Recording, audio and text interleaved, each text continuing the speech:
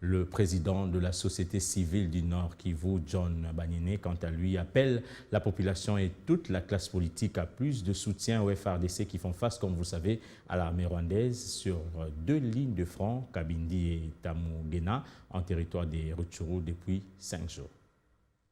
Devant la presse ce lundi, au 5e jour des combats opposant les FARDC à l'armée rwandaise sous le label M23 en Tamugenga et Kabindi en territoire de Rutshuru, le président de la société civile Nord Kivu, John Banyene, appelle à l'unité de tous, population et classe politique. Nous avons seulement une armée, le FARDC, et nous croyons avec le soutien de tout le monde, que ce soit la population, que ce soit la classe politique, nous devons soutenir nos FARDC pour que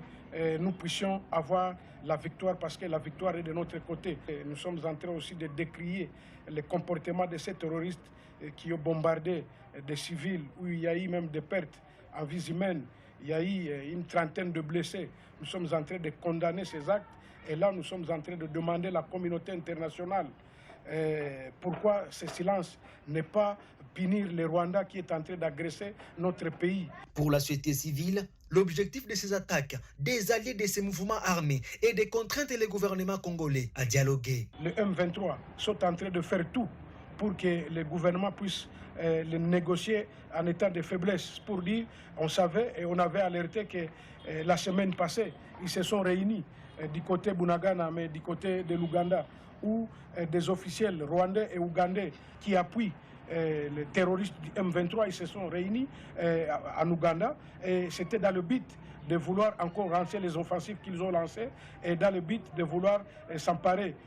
du chef-lieu du territoire de Rutshuru, et même la route nationale numéro 2, voire même l'avancée sur Goma pour imposer au gouvernement de négocier avec ces terroristes du M23.